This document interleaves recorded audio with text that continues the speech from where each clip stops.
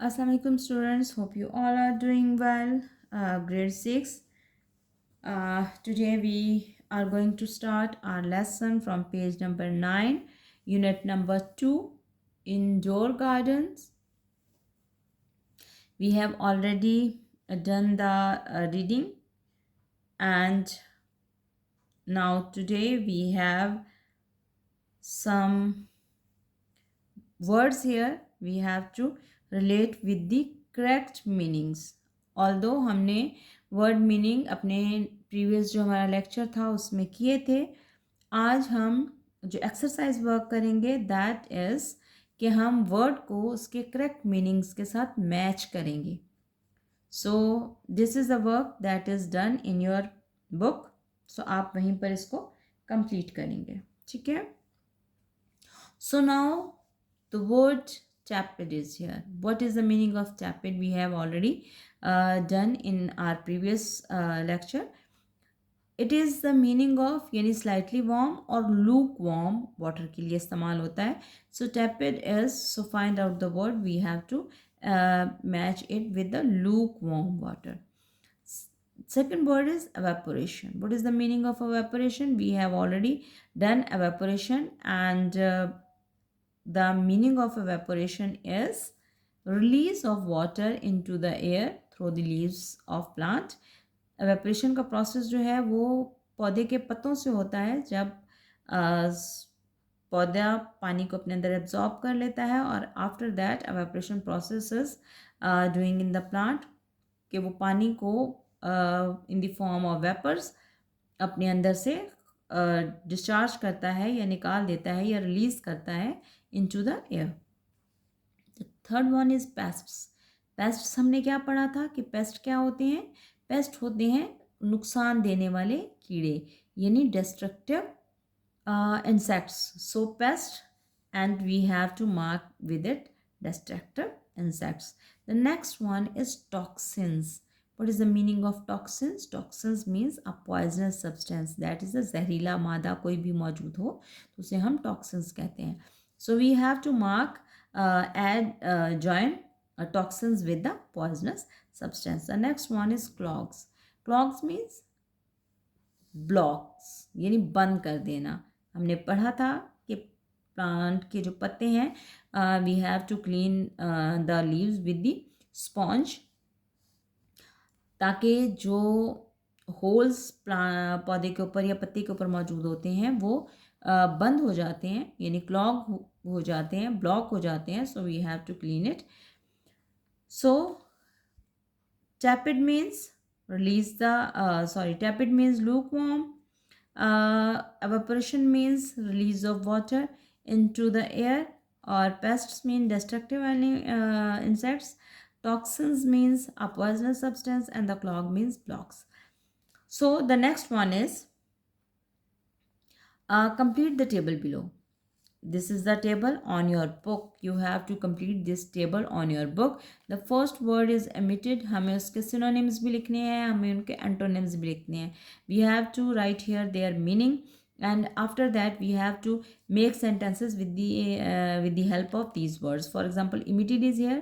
So the meaning of emitted is sent out. emit का मतलब है release कर देना, निकाल देना. ठीक है? So meaning is here.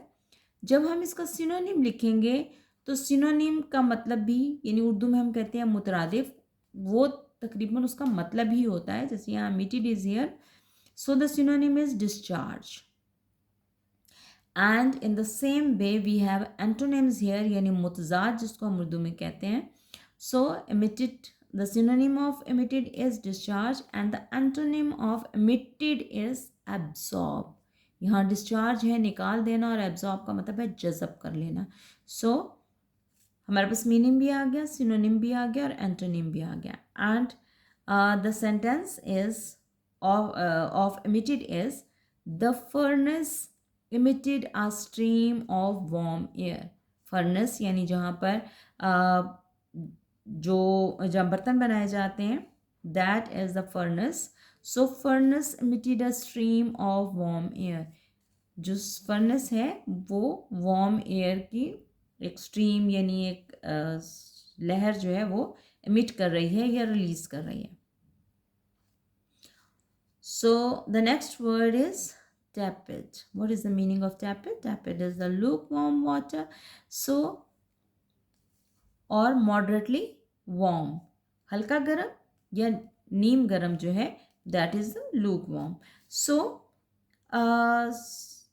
the synonym is lukewarm and the antonym is hot or cold. अगर तो अब lukewarm नीम गर्म है तो उसका ऑपोजिट या तो ठंडा होगा और या फिर तेज़ गर्म होगा. ठीक है. सो lukewarm को हम चेंज करेंगे हॉट में या फिर कोल्ड में. So the sentence of tepid is she poured the tepid coffee into her mug. ठीक है, उसने नीम गर्म कॉफ़ी अपने कप में डाली. So she poured the tepid coffee into her mug. हमने यहाँ पे जो वर्ड पढ़े that is the emitted. emitted के मीनिंग्स लिखे और फिर tepid के मीनिंग लिखे. tepid के मीनिंग थे lukewarm, moderately warm और इसको सिनोनिम्स थे हमारे पास lukewarm और ऑपोजिट जो था दैट वाज हॉट और कोल्ड और सेंटेंस हमने यहाँ पे बना लिया था. Next one is say whether the statement are true और फॉल्स. आप ये बताएंगे कि जो स्टेटमेंट यहाँ लिखी है दैट इज ट्रू और फॉल्स, ये सही है या गलत है. So recall your lesson. हमने जो लेसन इंडोर गार्डन पढ़ा था, आप उस लेसन को अपने माइंड में रिकॉल करेंगे और देन हम इसके ट्रू फॉल्स करेंगे. Is this statement is true और false. Number 1 is indoor plants have no effects on humidity. कि जो अंदर रखे जाने वाले पौधे हैं उसका कोई इफेक्ट नहीं होता ह्यूमिडिटी पे. So this is false. जो इंडोर प्लांट्स हैं वो ह्यूमिडिटी प्रोड्यूस करते हैं ताकि हमारी जो सराउंडिंग है उसमें ह्यूमिडिटी रहे. So यहाँ लिखे indoor plants have no effect on the humidity, so that is the false statement. So put at the end of this sentence false. आप अपनी बुक में भी वहाँ पे मार्क कर सकते हैं. You have space in your book. The next one is the Boston fern likes direct and bright light. The Boston fern हमने दो प्लांट्स पढ़े थे. Boston fern like direct और bright light. उन्होंने कहा कि वो डायरेक्ट और ब्राइट लाइट पसंद करता है, जबकि हमने पढ़ा था कि Boston fern likes indirect light. उसे डायरेक्ट लाइट नहीं सूट करती. So this is the false statement that is written over here. C is indoor plants are grown to save the land. जो इंडोर प्लांट्स हैं वो land को save करने के लिए उगाए जाते हैं. So that is also a false statement. Indoor plants घरों के अंदर हैं, बाहर ओपन में नहीं है, सो लैंड का उससे कोई लेना देना नहीं. Next one is the spider plant should be reported once a year. यहाँ लिखा है कि स्पाइडर प्लांट जो है उसको साल में एक दफ़ा उसको जो पॉट्स हैं उसको चेंज कर देना चाहिए. So this statement is true. हमने पढ़ा था कि स्प्रिंग सीजन में एक दफ़ा हमें इसको चेंज कर देना चाहिए. The next one is A north facing window is ideal for spider plant. ये भी हमने पढ़ा था कि नॉर्थ फेसिंग विंडो जो है वो स्पाइडर प्लांट के लिए आइडियल है क्योंकि वहाँ से अच्छी धूप आती है, तो वो उसके लिए बेनिफिशियल है. So that is true. The last one is big houses grew oranges and lemon in 17th century. जो बड़े बड़े घर हैं वहाँ पर 17th century में ऑरेंजेस और लेमन उगाए जाते थे. That is also our true statement. So these are the 3 exercises we have done over here. You have to complete all these exercises on your book.